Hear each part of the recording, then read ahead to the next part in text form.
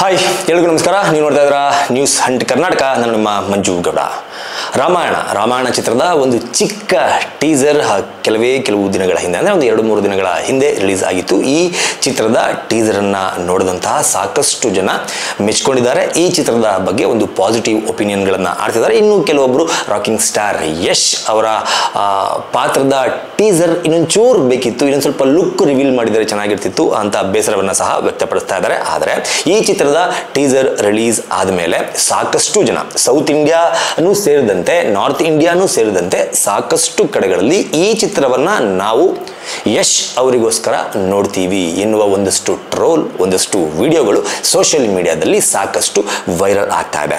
ಕರ್ನಾಟಕದಲ್ಲಿ ವೈರಲ್ ಆದರೆ ಅಷ್ಟೊಂದು ಅಂದರೆ ಆಶ್ಚರ್ಯ ಪಡುವ ಅವಶ್ಯಕತೆ ಇಲ್ಲ. ಯಾಕಪ್ಪ ಅಂತಂದರೆ ನಟ ಯಶ್ ಅವರು ಕನ್ನಡದ ನಟ, ಹಾಗಾಗಿ ಕರ್ನಾಟಕದಲ್ಲಿ ಅವರ ಕ್ರೇಜ್ ಹೆಚ್ಚಾಗಿ ಇದ್ದೇ ಇರುತ್ತೆ. ಆದರೆ ತಮಿಳು, ತೆಲುಗು, ಮಲಯಾಳಂ, ಹಿಂದಿ ಬೆಲ್ಟ್ನಲ್ಲೂ ಸಹ ರಾಮಾಯಣ ಚಿತ್ರವನ್ನು ನಾವು ನಟ ಯಶ್ ಅವರಿಗೋಸ್ಕರ ನೋಡ್ತೀವಿ ಅಂತ ಅಭಿಮಾನಿಗಳು, ಚಿತ್ರರಸಿಕರು ನಿರ್ಧಾರ ಮಾಡಿರುವ ಹಾಗೆ, ಅಂದರೆ ಹೆಚ್ಚಿನ ಮಟ್ಟಕ್ಕೆ ನಿರ್ಧಾರ ಮಾಡಿರುವ ಹಾಗೆ ಕಾಣ್ತಾ ಇದೆ. ಈ ಚಿತ್ರದಲ್ಲಿ ರಾಮನ ಪಾತ್ರದಲ್ಲಿ ರಣಬೀರ್ ಕಪೂರ್ ಅವರು ಕಾಣಿಸ್ಕೊಂಡಿದ್ದಾರೆ. ಸೀತೆಯ ಪಾತ್ರದಲ್ಲಿ ಸಾಯಿ ಪಲ್ಲವಿ, ಹನುಮಂತನ ಪಾತ್ರದಲ್ಲಿ ಸನ್ನಿ ಡಿಯೋಲ್ ಹಾಗೂ ರಾವಣ ಪಾತ್ರದಲ್ಲಿ ರಾಕಿಂಗ್ ಸ್ಟಾರ್ ಯಶ್ ಅವರು ಕಾಣಿಸ್ಕೊಳ್ತಾ ಇದ್ದಾರೆ. ಹಾಗಾಗಿ ಈ ಸ್ಟಾರ್ ಕಾಸ್ಟ್ನ ವಿಚಾರಕ್ಕಾಗಿ ರಾಮಾಯಣ ಚಿತ್ರದ ಮೇಲೆ ಎಕ್ಸ್ಪೆಕ್ಟೇಷನ್ ಜಾಸ್ತಿ ಇತ್ತು. ಅದರಲ್ಲೂ ಯಾವಾಗ ಈ ಹಿಂದೆ ರಿಲೀಸ್ ಆದಂತಹ ರಾಮಾಯಣದ ರಿಲೇಟೆಡ್ ಸಿನಿಮಾಗಳು, ಸೀರಿಯಲ್ಗಳು ಎಲ್ಲದರಲ್ಲೂ ಸಹ ರಾಮನ ಪಾತ್ರಕ್ಕೆ ಹೆಚ್ಚಿನ ಪ್ರಾಮುಖ್ಯತೆಯನ್ನು ಕೊಟ್ಟು ರಾಮನ ಪಾತ್ರವನ್ನು ಹೆಚ್ಚಾಗಿ ಫೋಕಸ್ ಮಾಡಲಾಗಿದೆ. ಆದರೆ ಮೊದಲ ಬಾರಿಗೆ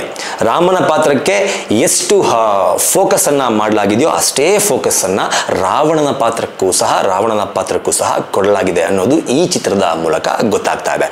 ಹಾಗಾಗಿ ರಾಮ ಹಾಗೂ ರಾವಣ, ಈ ಹಿಂದೆ ಆದಿಪುರುಷ್ ಎನ್ನುವ ಸಿನಿಮಾ ರಿಲೀಸ್ ಆದಾಗ ಕೂಡ ಓನ್ಲಿ ಪ್ರಭಾಸ್ ಅವರ ಕ್ಯಾರೆಕ್ಟರನ್ನು ಮಾತ್ರ ಫೋಕಸ್ ಮಾಡಿದರು. ಪ್ರಭಾಸ್ ಅವರ ಪೋಸ್ಟರ್ಗಳು ಮಾತ್ರ ಆದಿಪುರುಷ ಸಿನಿಮಾದ ರಿಲೀಸ್ನ ಟೈಮಲ್ಲಿ ರಾರಾಜಿಸಿದ್ವು. ಆದರೆ ಇಲ್ಲಿ ನೀವು ಅಬ್ಸರ್ವ್ ಮಾಡಬೇಕು, ಇಲ್ಲಿ ರಣಬೀರ್ ಕಪೂರ್ ಅವರ ಪೋಸ್ಟರ್ಗೆ ಎಷ್ಟು ಪ್ರಾಮುಖ್ಯತೆ ಸಿಕ್ಕಿದೆಯೋ ಅಷ್ಟೇ ಪ್ರಾಮುಖ್ಯತೆ ರಾವಣನ ಪಾತ್ರವನ್ನು ಮಾಡಿರುವಂತಹ ಯಶ್ ಅವರಿಗೂ ಸಹ ಸಿಕ್ಕಿದೆ. ಹಾಗಾಗಿ ಈ ಚಿತ್ರದ ಮೇಲೆ ಎಕ್ಸ್ಪೆಕ್ಟೇಷನ್ ಜಾಸ್ತಿ ಆಗಿದೆ.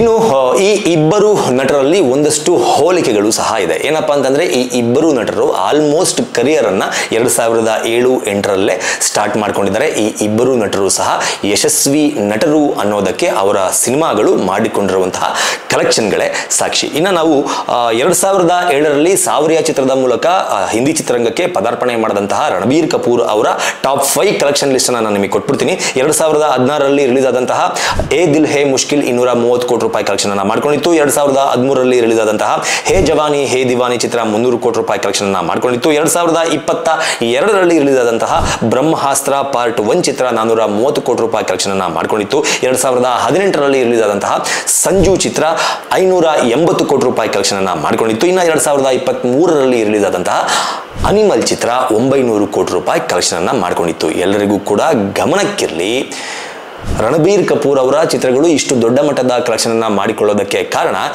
ಹಿಂದಿ ಚಿತ್ರವನ್ನು ತಮಿಳುನಾಡಿನಲ್ಲೂ ನೋಡ್ತಾ ಇದ್ರು, ತೆಲುಗು ನಾಡಿನಲ್ಲೂ ನೋಡ್ತಾ ಇದ್ರು, ಮಲಯಾಳಂನಲ್ಲೂ ನೋಡ್ತಾ ಇದ್ರು, ಕರ್ನಾಟಕದಲ್ಲೂ ನೋಡ್ತಾ ಇದ್ರು. ನಾರ್ತ್ ಬೆಲ್ಟ್ನಲ್ಲಂತೂ ಕೇಳೋದೇ ಬೇಕಾಗಿಲ್ಲ, ಅಲ್ಲಿರೋರೆಲ್ಲ ಹಿಂದಿಯವರು. ಹಾಗಾಗಿ ಹಿಂದಿ ಚಿತ್ರಗಳಿಗೆ ಇಷ್ಟು ದೊಡ್ಡ ಮಟ್ಟದ ಕಲೆಕ್ಷನ್ ಬರ್ತಾ ಇತ್ತು. ಆದರೆ ಕನ್ನಡದ ಮಟ್ಟಕ್ಕೆ ಒಂದು ದೊಡ್ಡ ಮಟ್ಟದ ಕಲೆಕ್ಷನ್ ಅನ್ನು ಮಾಡಿಕೊಂಡಂತಹ ನಟ ಯಶ್ ಅವರ ಟಾಪ್ 5 ಕಲೆಕ್ಷನ್ ಚಿತ್ರದ ಲಿಸ್ಟನ್ನು ಕೂಡ ನಾನು ನಿಮಗೆ ಕೊಟ್ಬಿಡ್ತೀನಿ. 2016 ರಿಲೀಸ್ ಆದಂತಹ ಸಂತೋಷ್ ಸ್ಟ್ರೇಟ್ ಫಾರ್ವರ್ಡ್ 21 ಕೋಟಿ ರೂಪಾಯಿ ಕಲೆಕ್ಷನ್ ಮಾಡ್ಕೊಂಡಿತ್ತು. 2015 ರಿಲೀಸ್ ಆದಂತಹ ಮಾಸ್ಟರ್ ಪೀಸ್ ಚಿತ್ರ 41 ಕೋಟಿ ರೂಪಾಯಿ ಕಲೆಕ್ಷನ್ ಅನ್ನು ಮಾಡ್ಕೊಂಡಿತ್ತು.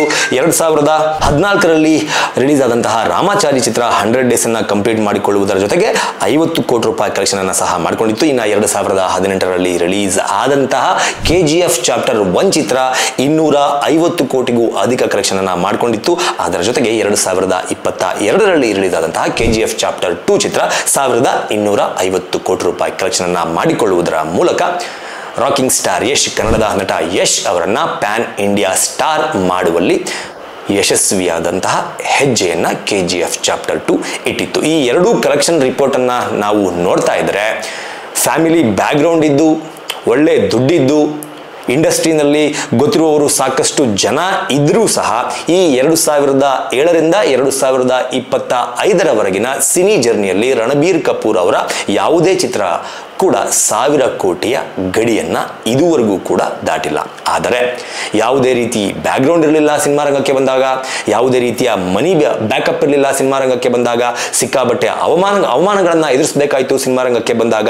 ಹೀಗಿದ್ರೂ ಕೂಡ 2007ರಲ್ಲಿ ಜಂಬದ ಹುಡುಗಿ ಎನ್ನುವ ಚಿತ್ರದಲ್ಲಿ ಲಕ್ಷ್ಮೀಕಾಂತ ಎನ್ನುವ ಚಿಕ್ಕ ಪಾತ್ರವನ್ನ ಮಾಡುವ ಮೂಲಕ ಚಿತ್ರರಂಗಕ್ಕೆ ಎಂಟ್ರಿ ಆಗ್ತಾರೆ. ಅದಾದ ನಂತರ ಮೊಗ್ಗಿನ ಮನಸ್ಸು 2008ರಲ್ಲಿ ಮೊಗ್ಗಿನ ಮನಸ್ಸಿನಲ್ಲಿ ಪೂರ್ಣ ಪ್ರಮಾಣದ ನಾಯಕನಾಗಿ ಎಂಟ್ರಿ ಆದಂತಹ ರಾಕಿಂಗ್ ಸ್ಟಾರ್ ಯಶ್ ಅವರು 2022ರ ಅಷ್ಟೊತ್ತಿಗೆ 1000 ಕೋಟಿಯ ಗಡಿಯನ್ನ ದಾಟುವಂತಹ ಸಿನಿಮಾವನ್ನ ಮಾಡಿ ಕೇವಲ ಕರ್ನಾಟಕದಲ್ಲಿ ಮಾತ್ರ ಅಲ್ಲ, ಪ್ಯಾನ್ ಇಂಡಿಯಾ ಮಟ್ಟದಲ್ಲಿ ಮಾತ್ರ ಅಲ್ಲ, ಪ್ಯಾನ್ ವರ್ಲ್ಡ್ ಮಟ್ಟದಲ್ಲಿ ಯಶ್ ಅವರನ್ನ ಗುರುತು ಹಿಡಿಯುವ ಹಾಗೆ ಬೆಳೆದು ನಿಲ್ತಾರೆ. ಈ ಕಾರಣಕ್ಕಾಗಿ ಸಾಕಷ್ಟು ಜನ ಯಶ್ ಅವರಿಗೋಸ್ಕರ ಈ ಸಿನಿಮಾವನ್ನ ನೋಡ್ತೀನಿ ಅಂತ ಹೇಳ್ತಾ ಇದ್ದಾರೆ. ಇನ್ನು ರಾಕಿಂಗ್ ಸ್ಟಾರ್ ಯಶ್ ಅವರ ಒಂದು ಸಿನಿ ಜರ್ನಿಯನ್ನ ನೋಡ್ತಾ ಬಂದ್ರೆ, ಇವರು ಪ್ಯಾನ್ ಇಂಡಿಯಾ ಮೂವೀಸ್ ಅನ್ನ KGF ಸೀರೀಸ್ ರಿಲೀಸ್ ಆಗುವವರೆಗೂ ಮಾಡಿರಲಿಲ್ಲ. ಅದಾದ ನಂತರ ಯಾವುದೇ ರೀತಿಯ, ನಾನು ಆಗ್ಲೇ ಹೇಳಿದಂಗೆ, ಯಾವುದೇ ರೀತಿಯ ಬ್ಯಾಕ್ಗ್ರೌಂಡ್ ಇರಲಿಲ್ಲ, ಮನಿ ಬ್ಯಾಕಪ್ ಇರಲಿಲ್ಲ. ಓನ್ಲಿ ಸ್ಟ್ರಗಲ್ ಮಾಡುವ ಮೂಲಕ, ಅವಕಾಶಗಳನ್ನ ಹುಡುಕುವ ಮೂಲಕ, ತಾನು ಮಾಡುವ ಚಿತ್ರಗಳಲ್ಲಿ 100% ಕೊಟ್ಟು ಅಭಿನಯವನ್ನ ಮಾಡುವ ಮೂಲಕ ಸಕ್ಸಸ್ ಅನ್ನ ಕಂಡಂತಹ ನಟ. ಅದರ ಜೊತೆಗೆ ಎಲ್ರಿಗೂ ಕೂಡ ನೆನಪಿರಲಿ, ಸೈಮಾ ಎನ್ನುವ ಒಂದು ಪ್ರತಿಷ್ಠಿತ ಅವಾರ್ಡ್ ಫಂಕ್ಷನ್ ಇದೆಯಲ್ಲ, ಸಾಕಷ್ಟು ಕಡೆಗಳಲ್ಲಿ ನಡೆದಿತ್ತು. ಸೌದಿಯಲ್ಲಿ ನಡೆದಿತ್ತು, ಬೇರೆ ಬೇರೆ ಕಂಟ್ರಿಯಲ್ಲಿ ನಡೆದಿತ್ತು, ಇಂಡಿಯಾದಲ್ಲೂ ಕೂಡ ಬೇರೆ ಬೇರೆ ಸ್ಟೇಟ್ಗಳಲ್ಲಿ ನಡೆದಿತ್ತು. ಆದರೆ KGF ಚಿತ್ರ ರಿಲೀಸ್ ಆಗುವವರೆಗೂ ಕರ್ನಾಟಕದಲ್ಲಿ ಒಂದೇ ಒಂದು ಸೈಮಾ ಅವಾರ್ಡ್ ಫಂಕ್ಷನ್ ನಡೆದಿರಲಿಲ್ಲ.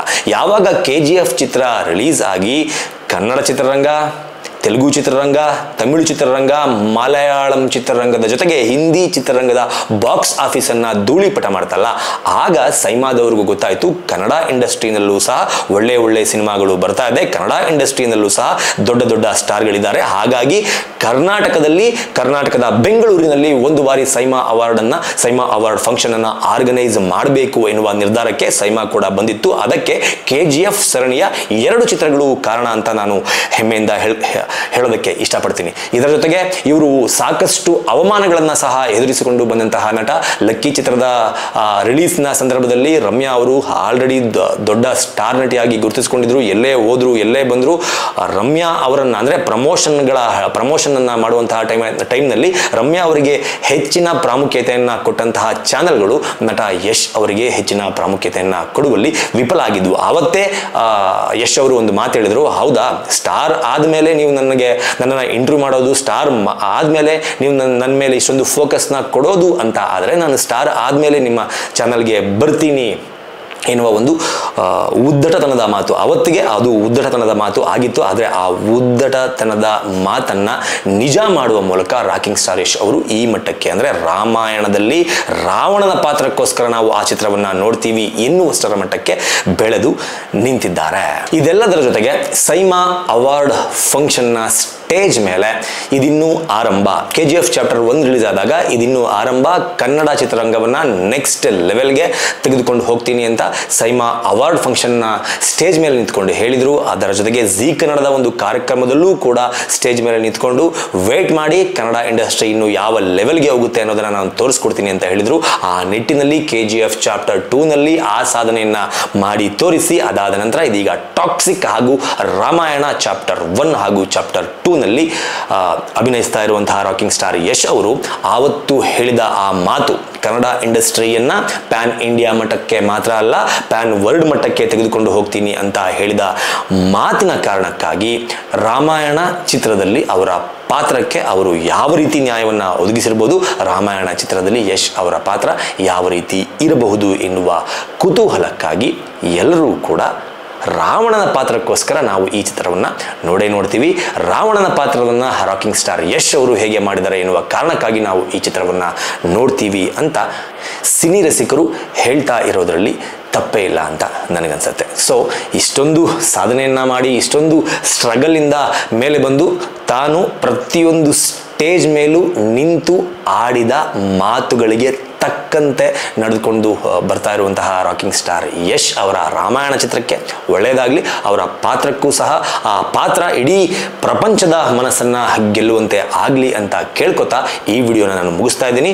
ರಾಮಾಯಣ ಚಿತ್ರದ ಬಗ್ಗೆ ಹಾಗೂ ರಾಮಾಯಣ ಚಿತ್ರದಲ್ಲಿ ರಾವಣ ಪಾತ್ರವನ್ನು ಮಾಡ್ತಾ ಇರುವ ರಾಕಿಂಗ್ ಸ್ಟಾರ್ ಯಶ್ ಅವರ ಬಗ್ಗೆ ನಿಮ್ಮ ಅಭಿಪ್ರಾಯ ಏನು ಅನ್ನೋದನ್ನು ತಿಳಿಸಿ ಅಂತ ಕೇಳ್ಕೊತಾ ನಮಸ್ಕಾರ.